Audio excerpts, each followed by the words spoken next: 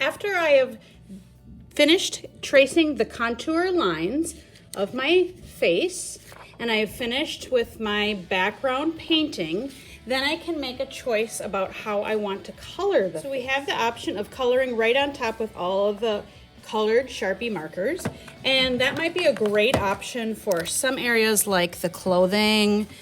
Let's see if that works a little better. And actually it's kind of fun to color on here if you ask me, because it's like glossy.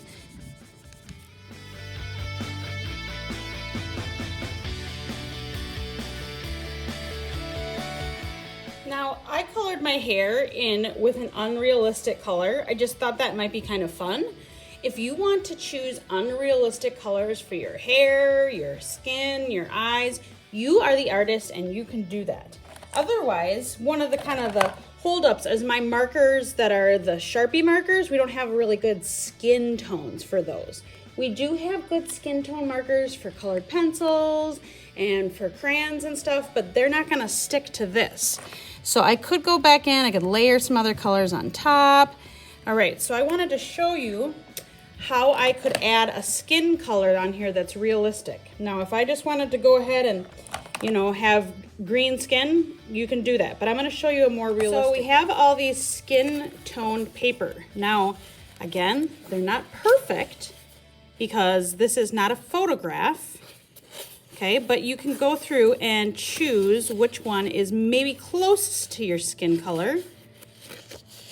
If you're not satisfied with the skin colors here, you could take one of the skin colored Crayola markers. These don't work on this glossy part, but you could try to play with them and see if adding them together makes a better color for you. Okay, so once you choose one, what you're gonna do is you're gonna actually put them on the back. So I'm gonna put it behind my face. So there's a couple ways you could do that. You could flip it over and you could try to trace that shape. Or what I was doing is just actually cutting or ripping, pieces to fit in there. Okay, and what I'm gonna use is, I'm gonna use a clear glue stick. Okay, so I'm gonna attach this as on the back side. I'm gonna put glue on there, and this will dry clear. And I'm gonna stick it. I'll just show you the beginning of it.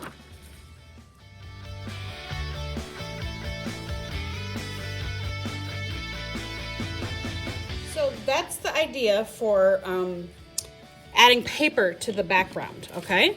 So I could also go back, and if I wanted to, I could color on top of here and add some more colors into it.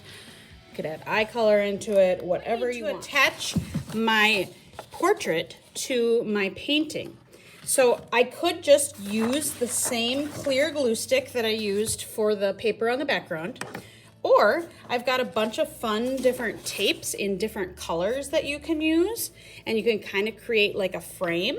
So I'm gonna choose this, let's see.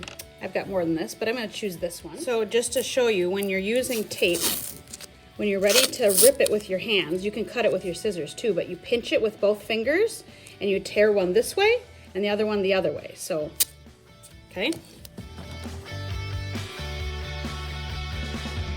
If I want to, I could trim this down to around that frame, or I could use other tapes in there to decorate. And then I can choose a larger paper to put it on for the background. So I have some fun papers like this that have different prints, and you could also cut them. You could also choose to put it on a bigger black paper to create kind of a nice frame. Black is usually a safe option. Or you could try to pull out a color that you have in your project and you could tape that on. I think I'm gonna go with the black. And I could glue it on, or I could tape it on.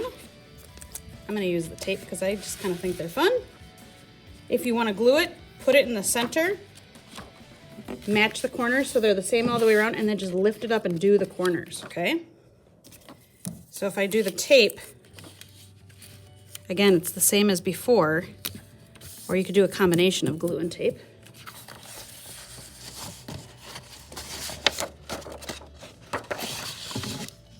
And then once you get it all secured, you are done. The only thing you need to think about is if you covered up your name, which I am doing right now, then you will probably want to sign your name somewhere small in the corner.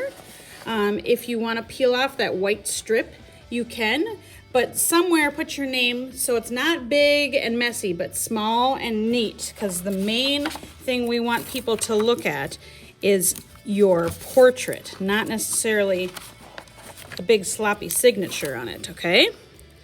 All right, have fun.